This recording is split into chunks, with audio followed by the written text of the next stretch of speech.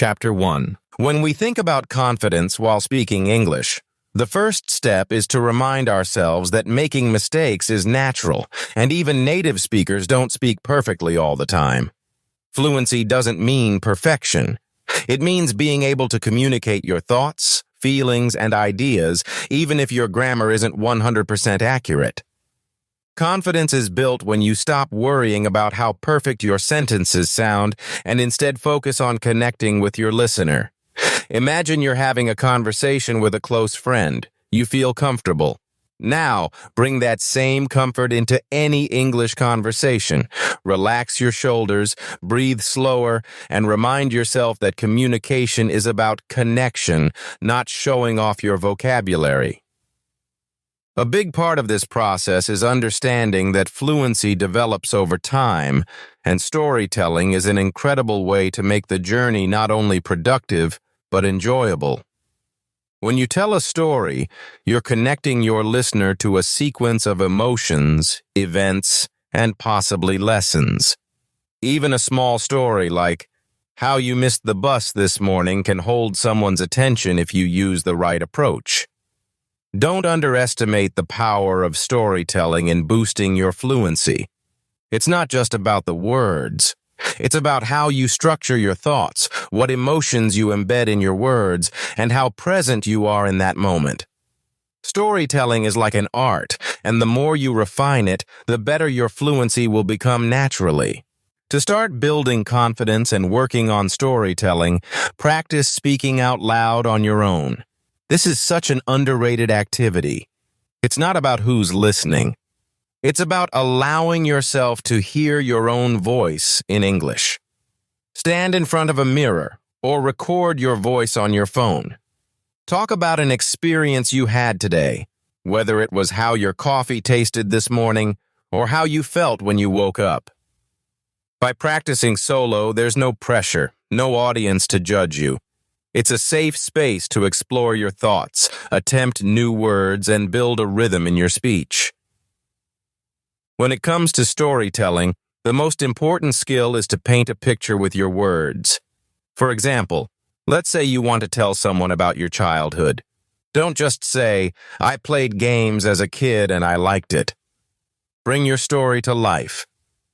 Maybe you could describe the sound of laughter echoing in the streets, the feeling of the mud under your bare feet, or the thrill of running after your friends in a game of hide and seek. These small details give vibrancy to your story and make it engaging. They also help you, as a speaker, feel more connected to the language you're using because you're talking about something personal and relatable. One of the biggest obstacles English learners face is hesitation.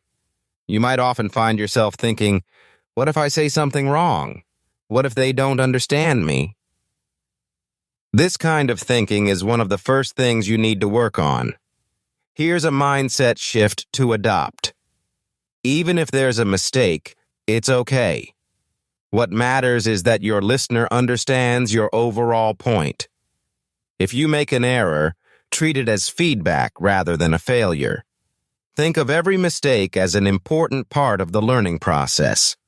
Every time you catch yourself hesitating, push yourself forward just a bit more. Even if it feels uncomfortable at first, with time, your confidence will grow. An underrated tool that helps with both speaking confidence and storytelling fluency is reading out loud. When you read a story aloud, you're not only practicing pronunciation but also your tone and rhythm. You can notice how native speakers use punctuation in their writing and mimic those natural pauses when you read. Choose stories that resonate with you, maybe something adventurous, humorous, or heartfelt, and try bringing those emotions into your spoken words. Open a book or an article and read the passage slowly at first, paying attention to every word. Then read it again, faster this time, with more flow. Eventually, you'll find yourself speaking more smoothly even when you're not reading. Additionally, listening plays a key role in storytelling and fluency. Before you become a good storyteller in English, Immerse yourself in books, podcasts, and videos where storytelling is strong. For instance, listen to audiobooks or watch interviews where speakers share their experiences. Notice how they keep their listeners engaged. It's not just about what they say, but how they say it. Their tone rises when they're excited, slows down when they want to emphasize something, and softens at emotional moments. Pay attention to these patterns and try to incorporate them into your own storytelling. The more you listen, the more you'll develop an ear for natural phrases that can make your stories shine. One of the practical techniques you can use is to start small. Instead of attempting a long, elaborate story, begin with something short and simple. Tell a story in 5 sentences. For example, I wanted to bake a cake. I realized I didn't have sugar. I went to the store, but it started raining. I got soaked on the way back home. The cake turned out delicious, though. These 5 sentences are simple, but they tell a complete story with a clear beginning, middle, and end. Building fluency is not about complexity.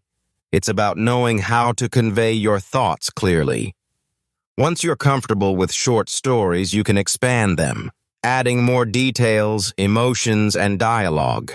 Dialogue, by the way, is another important feature of storytelling that makes your spoken English come alive. Instead of narrating only events, try including conversations in your stories.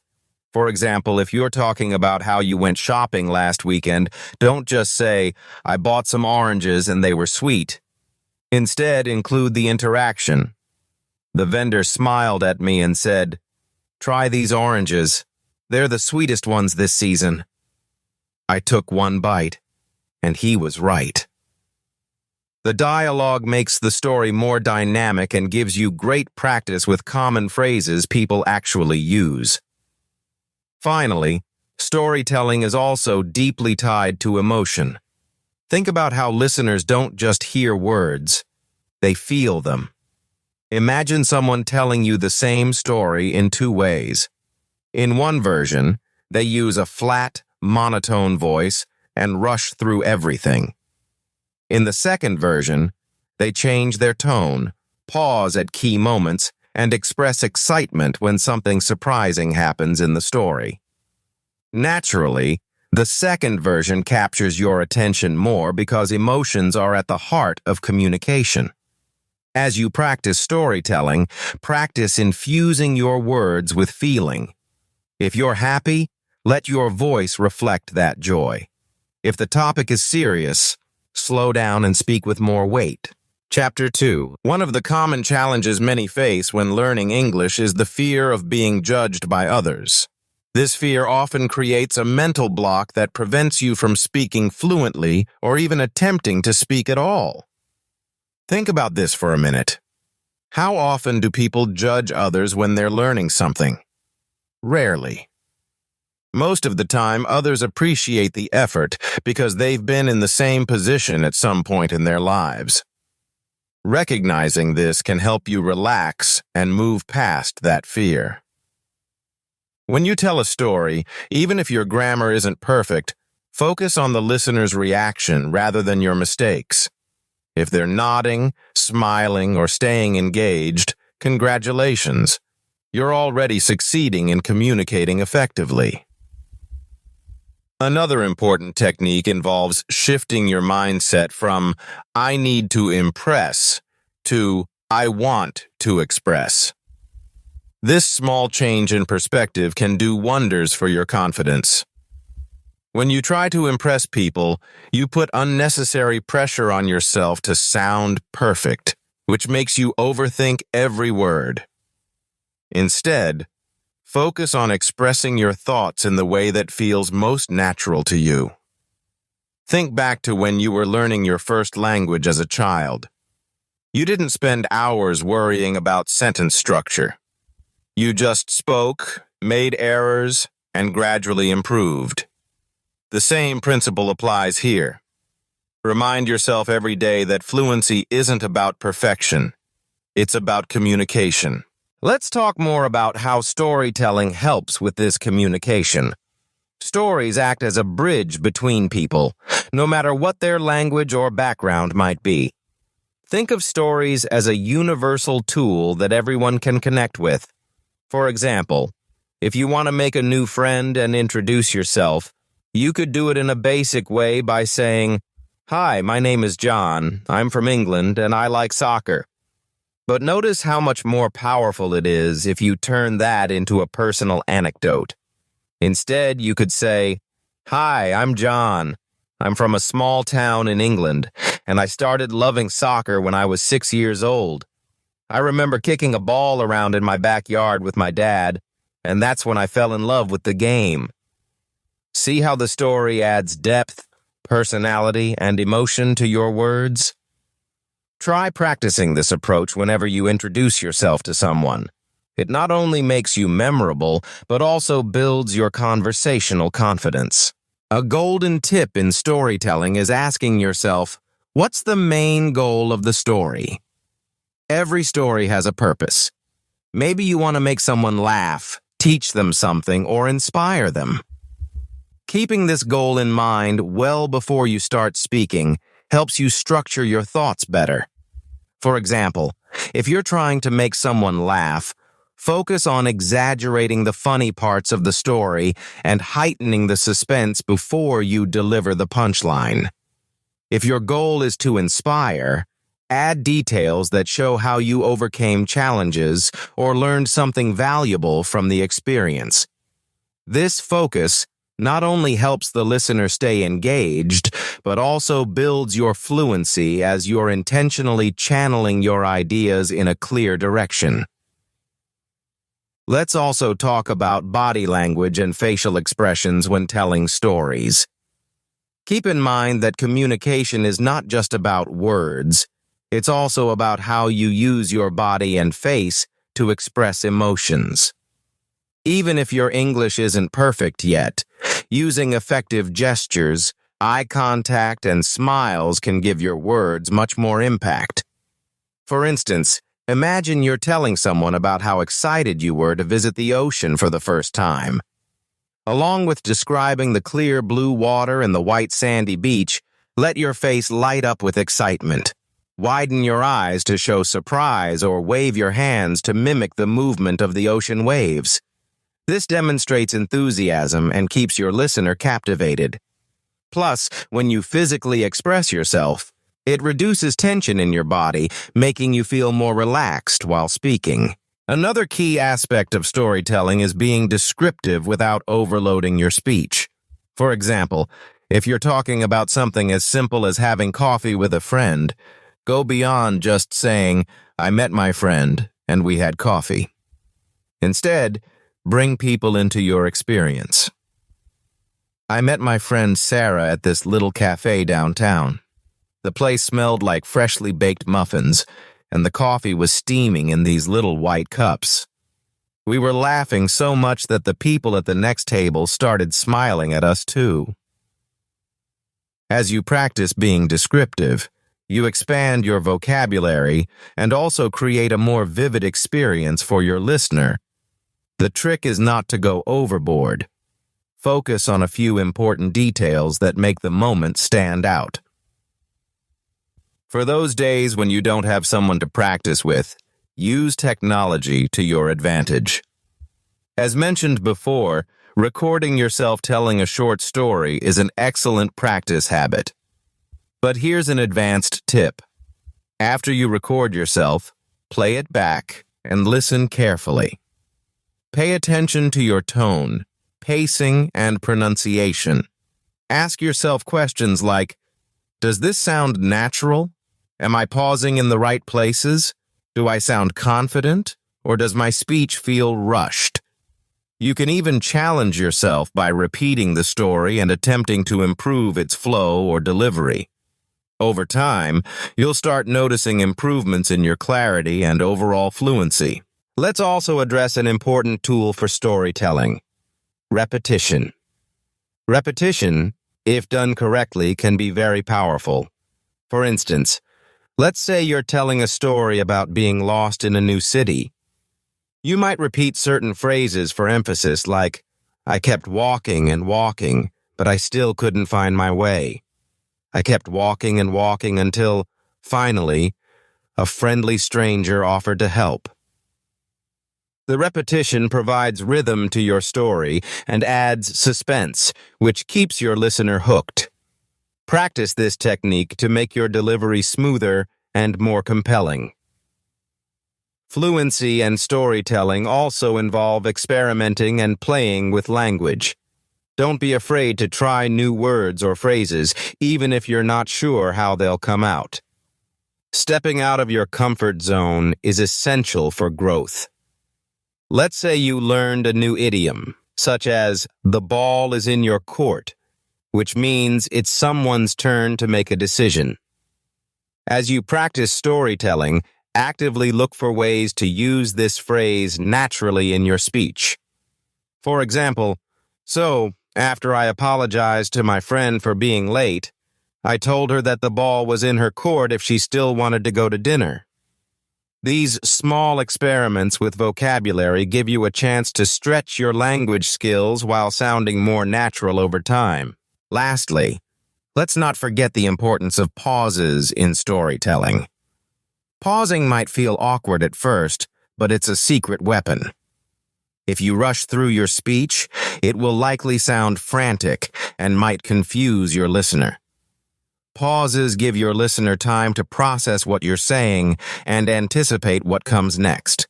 For example, if you're telling a story about a surprising twist, pause just before revealing it. Say something like, and then, just as I was about to leave the store, I realized I had left my wallet at home. That pause builds suspense and keeps your listener engaged. Pauses can also make you sound more confident and give you an extra second to plan your next words. Chapter 3. One thing we haven't explored yet is the idea of practicing storytelling by breaking it down into smaller sections. Sometimes trying to tell an entire story all at once can feel overwhelming, especially if you're not yet comfortable speaking English for long periods. To overcome this, focus on just one part of a story at a time. For example, every story has 3 basic parts: the beginning, the middle, and the end. Start by practicing just the beginning of your story. Take your time setting up the scene. Who are the characters? Where are they? What's happening at the start? Work on introducing these elements clearly and at your own pace. For example, let's say you want to tell a story about getting lost in a new city. Start with the beginning. I was on vacation in Italy, and it was my first time visiting Rome. I wanted to see all the famous places, like the Colosseum and the Trevi Fountain. On the second day of the trip, I decided to explore the city alone, so I left my hotel in the morning with just a map and my phone. See how the beginning sets the scene? You don't need to rush to the middle or the end yet. By focusing on one section at a time, you can build confidence without feeling the pressure of completing the story in one go. Once you feel comfortable with the beginning, move on to the middle of your story. This is often where the action happens, the problem arises, or the funny or emotional part of the story develops. In the Rome example, the middle might sound like this. After walking for about an hour, I realized that I had no idea where I was. The streets of Rome are beautiful, with old buildings and tiny cafes everywhere, but nothing looked familiar to me. I checked my map, but it was confusing because all the street names were in Italian. I thought, no problem, I'll just use my phone. But when I pulled out my phone to check for directions, I saw that the battery was at 2%. I started to panic. What if my phone died and I couldn't find my way back to the hotel? Notice how this section builds tension by showing what went wrong. As you practice, try to add small sensory details, like how the streets looked, how you felt in the moment, or even the small sounds you heard, like the chatter of people in cafes or the sound of traffic nearby. These details help to bring your story to life while giving you a chance to practice different types of vocabulary. Once you're happy with the middle, practice the ending. This is where you wrap up the story and share how the problem was solved or what the result was. For instance, the ending to our example could be something like this. Just before my phone died, I spotted a small souvenir shop on the corner. I walked in and asked the shop owner for help. She didn't speak much English, but she smiled and pointed toward a map of the city on the wall. Together, we figured out the best way for me to get back to my hotel. I was so relieved. By the time I got back, I was tired but grateful for the kindness of that shop owner. The ending should feel satisfying to you as the storyteller and to your listener. It ties everything together, and it's also an opportunity to reflect on what you learned, how you felt, or even what inspired you about the experience. While working on each part of your story, don't forget to practice transitions. Transitions are phrases or sentences that help guide your listeners from one part of your story to the next. For example, after telling the beginning and setting the scene, a good transition into the middle could be, "But things didn't go as smoothly as I had planned." Similarly, when moving from the middle to the end, you might say, "In the end, though, I found a solution." Transitions act like signposts that help your listener follow the flow of your story. Practice them as much as you practice the content of your story. They're an underrated but important part of storytelling fluency. As you get more comfortable telling structured stories, you might want to experiment with adding emotions. Talking about how you felt at different points in the story is a great way to connect with your listener. For example, in the Rome story, instead of just saying, "I panicked," you could dive deeper into the emotion. "For a moment, I felt my stomach drop. Thoughts began racing through my mind. What if I couldn't get back to my hotel? What if I wandered around all day, going in circles? I felt a mix of fear and embarrassment, fear of being lost, but also embarrassment at the thought of asking strangers for help in a city where I didn't even speak the language." When you share your feelings as part of the story, it creates a more engaging experience for your listener and makes your speech feel more natural. Now, let's pause for a moment to talk about tone. How you say something is often just as important as what you're saying. Tone includes everything from your pitch, how high or low your voice sounds, to your volume, how loud or soft you speak, to your pace, how fast or slow you talk. If your tone is flat and monotone, it's harder for your listeners to stay engaged. On the other hand, if your tone rises and falls naturally with the emotions of your story, people are more likely to stay interested. If you're describing something exciting, let your voice get a little higher and quicker. If you're explaining something serious or reflective, slow down and lower your tone slightly. Practicing tone can feel strange at first, but over time, it will start to feel like a natural extension of your emotions. Let's also discuss the role of practicing in front of other people.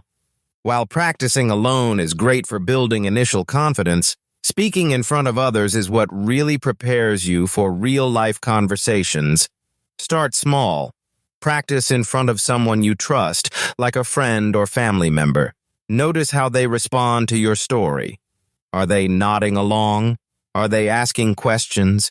Feedback is incredibly valuable, so don't be afraid to ask them what they thought. Did you explain everything clearly? Were there any parts that felt confusing or rushed? This kind of feedback helps you improve, and it also gives you experience speaking to an actual audience, even if it's just one person. Finally, let's address one last essential tip for storytelling and fluency. Celebrate your progress. Every time you tell a story in English, no matter how long or short it is, you're improving. Even if you stumble over a word or feel like your grammar wasn't perfect, don't focus on the mistakes. Instead, focus on the fact that you had the courage to speak. Fluency is not a destination, it's a journey. Every word you speak, every practice session, and every story you tell is a step forward. Over time, the effort you invest now will pay off in the form of greater ease, confidence, and connection with others. Chapter 4. One essential exercise to build confidence in speaking is what I like to call micro-storytelling. This simply means telling stories that are very short, just a minute or two long. These stories can be about anything. What you did yesterday, the last movie you watched, a funny thing that happened at work, or even what you had for breakfast today. The point of micro-storytelling is not to create long, detailed narratives, but to practice expressing yourself in small bursts. For example, let's say you want to tell a micro-story about a surprising incident at the supermarket. You could say, "I went to the store to buy some vegetables yesterday. Everything was fine until I reached the checkout counter. The cashier suddenly looked up at me and said, 'Oh no.' I thought something terrible had happened, but then she laughed and said, 'I forgot to tell you about today's sale on tomatoes.' We both laughed, and I ended up buying twice as many tomatoes as I had planned." See how short that was? You don't need to elaborate too much. The goal is to practice talking with ease. The beauty of micro-storytelling is that it's manageable, especially if you're just starting out. Because each story is so short, you won't feel the same pressure as when telling a longer narrative. Plus, you can easily fit these little stories into your daily life. Practice them while you're brushing your teeth, during your morning commute, or even before you go to bed. Start with just 1 or 2 stories a day, and over time, you'll notice that speaking English starts to feel like a more natural part of your routine. Another practical exercise is to use imaginary scenarios to practice storytelling. This can make the process more creative and entertaining. For example, imagine you just won a free vacation to an island paradise. Describe what happens next. Where is the island? What does it look like? Who goes with you? What do you do there? You could make up a story like this. Last night I got a call saying I'd won a free trip to an island in the Caribbean. This morning I packed my bags, and now I'm sitting on a beach surrounded by turquoise water and palm trees. The sun is shining, and there's a cool breeze. I even tried snorkeling for the first time, and I saw colorful fish swimming all around me. It feels like a perfect dream. Imaginary scenarios like this allow you to practice describing things in detail, and because it's all made up, you won't feel as anxious about whether the story is right or wrong. You're not just improving your vocabulary and fluency, you're also exercising your creativity. Now let's talk about vocabulary. One of the fears people have when speaking English is not knowing enough words to express their thoughts. The truth is, you don't need a huge vocabulary to tell a great story. In fact, many of the best storytellers use simple, everyday language.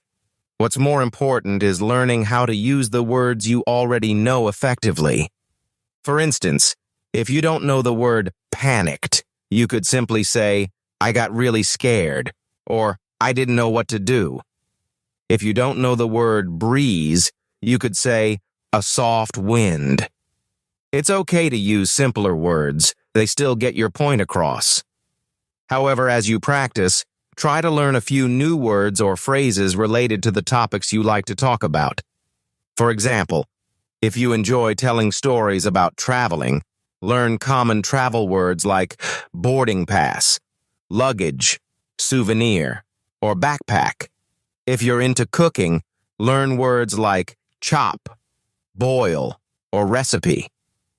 The more focused your vocabulary practice is, the easier it becomes to use those words naturally in conversation. Let's also focus on listening as part of your storytelling journey. Listening is just as important as speaking when it comes to improving fluency. When you hear how native speakers tell stories, or even how fluent non-native speakers structure their narratives, you absorb patterns, phrasing, and expressions that you can use later. A great way to practice listening is to watch or listen to stories meant for children. This might sound surprising, but think about it. Children's stories are typically simple, clear, and full of engaging details. You can find countless audiobooks, YouTube channels, or podcasts that focus on storytelling for younger audiences. As you listen, pay attention to how the speaker uses tone, pauses, and emphasis to make the story interesting. Then, try retelling the same story in your own words. This exercise not only helps with comprehension, but also allows you to practice storytelling without having to come up with ideas from scratch. Another fun way to practice storytelling is by focusing on dialogue.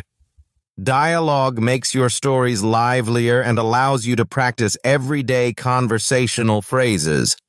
For example, instead of saying, "I went to a restaurant and the waiter asked what I wanted," try turning it into a piece of dialogue.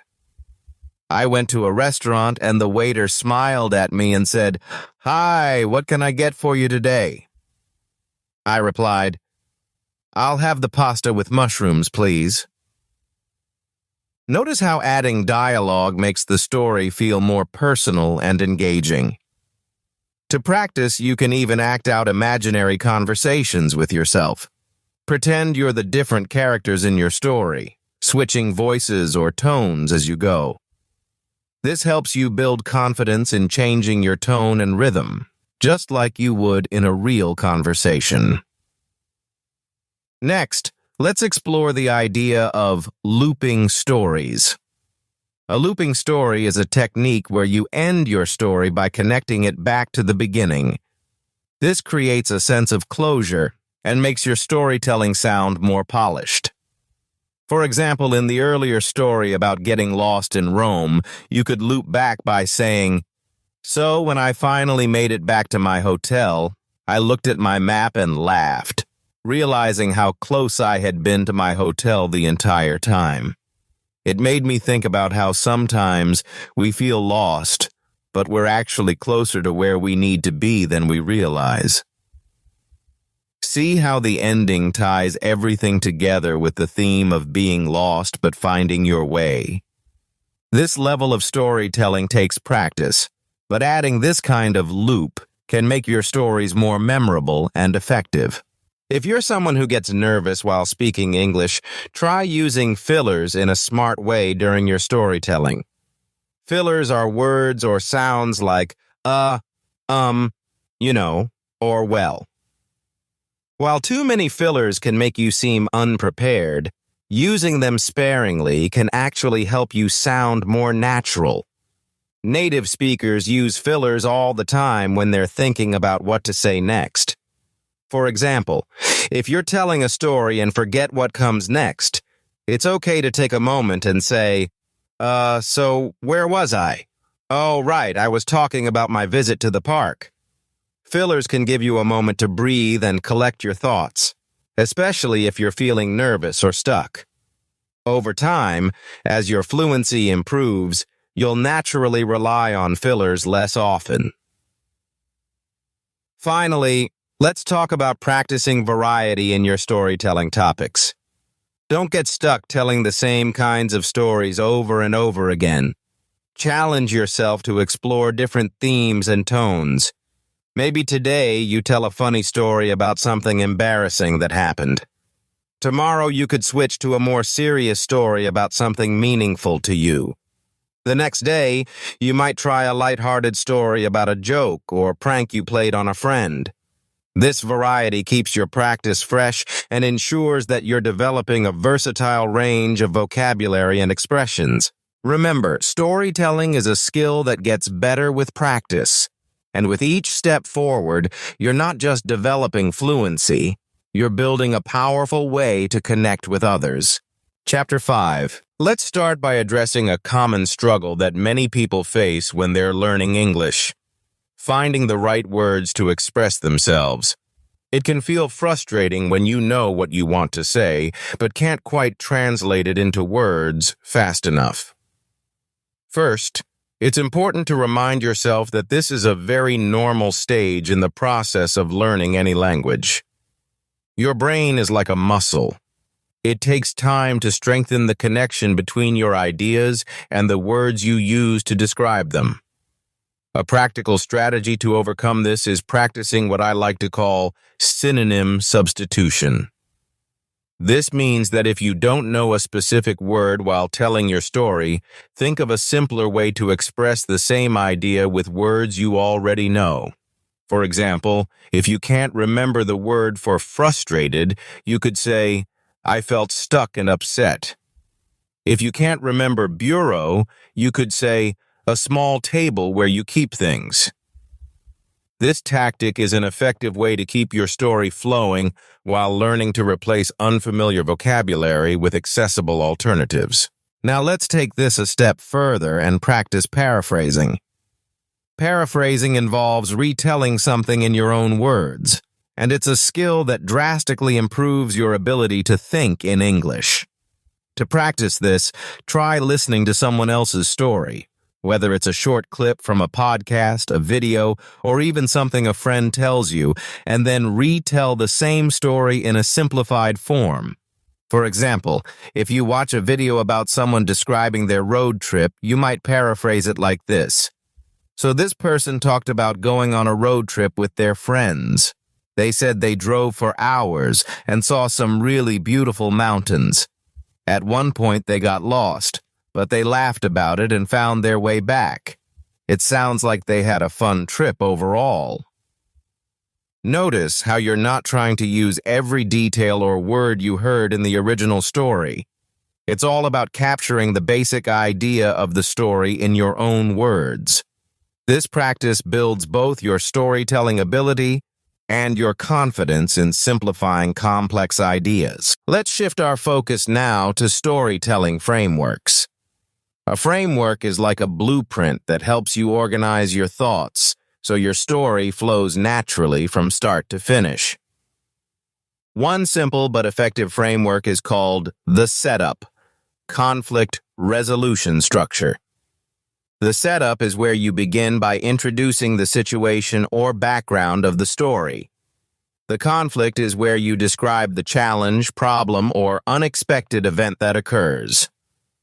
The resolution is where you explain how the problem was solved or what the outcome was. Let's apply this framework to a personal anecdote. Imagine you're telling a story about learning to ride a bike. Your setup could be, "When I was a kid, I really wanted to learn how to ride a bike. I would watch the other kids in my neighborhood riding around and having so much fun." Your conflict could be, "The first time I tried, I completely lost my balance and fell. I remember scraping my knee and it really hurt. I felt like giving up because I was scared of falling again." Finally, your resolution could be, "But my dad encouraged me to try again, so he held the back of the bike while I practiced. It took a few days, but eventually, I gained my balance, and I'll never forget how proud I felt when I was finally able to ride all by myself." Using this framework gives your story direction and ensures you don't jump randomly between ideas. Next, let's touch on an important aspect of storytelling: being relatable. A relatable story is one that your listener can connect with on an emotional level. For example, everyone has experienced some kind of failure, joy, embarrassment, or curiosity in their lives. If you choose to tell a story about one of these universal experiences, it automatically makes your story more engaging. Let's say you want to tell a story about an embarrassing moment. You could start like this. "There was this one time when I was in class and I accidentally answered the wrong question. I was so sure I had the right answer, so I confidently raised my hand and started explaining my answer in detail. But halfway through, I realized that the teacher wasn't talking about that question at all. Everyone in the class started laughing, and my face turned red. Can you see how most people can relate to that moment of embarrassment? It doesn't have to be a big, dramatic story. Relatable stories often come from everyday experiences that connect us as humans. Another skill you can work on during storytelling is adding humor. Humor makes your story fun to listen to and helps build a sense of connection between you and your audience. But don't worry, you don't need to be a professional comedian to add a bit of humor to your story. Most of the time, humor comes naturally when you laugh at yourself or share something unexpected. For example, you might tell a story about a simple cooking mistake. One time, I decided to try baking a cake. It looked easy enough in the recipe. Mix the flour, sugar, eggs, and milk and put it in the oven. So I followed all the instructions, or at least I thought I did. But when I took the cake out, it was flat as a pancake. That's when I realized I had forgotten to add baking powder. Humor can often come from these everyday mishaps, and sharing moments like this makes you appear more approachable and relatable. Let's talk about energy and how it influences your storytelling. When you tell a story, your energy plays a huge role in how your listener responds to you. If your energy is low, your story might feel dull, even if it's about something exciting. On the other hand, if you speak with enthusiasm and engage with the moment, your story will naturally feel more alive. Think about your tone of voice, your body language, and even the rhythm of your words. Imagine you're describing a thrilling moment, like winning a contest. Instead of saying, "I won and I was happy," try something like this. "When they called out my name as the winner, I couldn't believe it. My heart was racing and I jumped out of my seat. Everyone in the room cheered and it felt like a dream." Notice how the energy level feels completely different. Practicing with stories that excite you or bring back vivid memories can help you naturally add energy to your speech. Now let's explore improvisation. Storytelling doesn't always happen the way you plan it. In real-life conversations, things can take unexpected turns. Maybe someone asks you a question in the middle of your story, or maybe they relate to something you said and share their own experience. This is where improvisation comes in. Don't feel pressured to stick rigidly to a script. If your listener asks you a question, go with the flow and turn that into part of your story. For example, if you're telling a story about a time you got lost and your listener asks, "Did you feel scared?" You could say, "Yes, at first I was really scared, but then I remembered my mom always saying, 'Stay calm and think clearly.' So I took a deep breath and figured out what to do next." Improvisation makes your storytelling feel more conversational and organic, which helps ease the nerves that often come with speaking English. Finally, let's touch on reflection. After you tell a story, whether it's to yourself while practicing or to someone in real life, take a moment to reflect on it. How did it feel? Did your words come out naturally or did you hesitate in certain parts? Was there anything you wish you had explained better? Reflection isn't about criticizing yourself. It's about identifying areas for improvement and celebrating the things you did well. For instance, you might notice that you used a phrase like, "I remember feeling nervous," instead of just saying, "I was scared." That's progress. Or maybe you realize that next time you'd like to add more descriptive details. The more honest you are in reflecting on your storytelling, the faster you'll improve.